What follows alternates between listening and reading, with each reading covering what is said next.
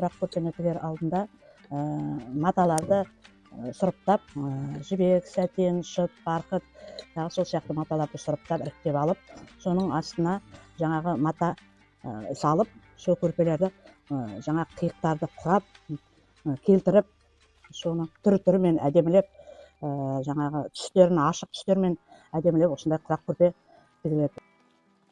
Күшті әдемі көрпелер тігіп шығарасың. Мен де оқығаным осындай тігінші мамандығы, қазір кішкене көзіміз көріңкіремейді. Енді бір машинам бар, осы машинам бар, тағы машинам бар. Осындай немерелерім, сол машиналарымды пайдаланып, осындай құрақ көрпелер тігіп, әдемі нәрселерді тігіп, үйренуіне сақтап қойдым. Бір немерем осындай тігінші болса екен деп армандаймын. Әйі маған төсек жасап берді. Мен қосақты қоямын.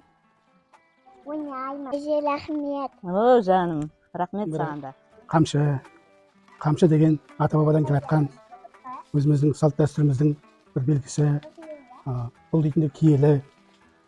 Әрбір үйдің шаңырақтың ішінде керегеде бұрын кезде ілулі тұрады.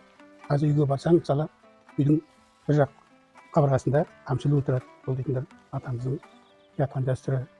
Бұл қамшының бірнеше түрлері болады. Оның ішінде жаңағы сүндет қамшы, неке қамшы дейтін бар. Сосын жаңағы бәйге қамшы. Ат жабады ғой, ат жапқанда жаңағы бәйге қамшы бар. Атты ұрып отырады екі жақтан. Сондай қамшының түрлері көп. Бұл дейтіндер киелі қамшы. Енді бұл қамшыны осылай ұстайсың екі бүктеп. Неге десең, былай ұстап, салбыратып ұстауға болмайды. Бұл дейтін дұшпандықтың белгісі дейді. Ұстаған естің бе? Кәтасың ба салбырат? Болмайды. Екі бүктеп, осылай ұстайсың қамшыны. Сосын жаңағы бір нәрсені көрсеткенде қамшымен, саусақтың ұшымен ән деп көрсетпейсің. Қамшымен. Ауылдың шетінде көрсетесің. Ауылдың шетінде деп жаңағы. Қамшымен көрсетесің. Адамдарға ема, соны оғып алайын. Келесте, сенен кейін ұрпақтарға жалғасады, бұл қамшы дейтіндер. Сондай қасиетті, және бұл дейтіндер ұзын. Мынау жаңағы бәйгеге шапқандағы қамшы ұстайтын. Түсіндің бе? Балам, бұл не білесің бе? Мен қысқаша саған қазір айтайын. Бұл тағаны темірден жасайды. Бұл темірден жасайды. Не үшін пайдаланатынын білесің бе?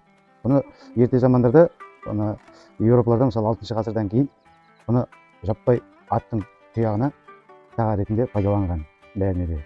Бізде бұны қазақтарда аттың тұяғына да және де ырым ретінде бұны есіктің жоғарына, яғни іліп қоятын болған тағаны.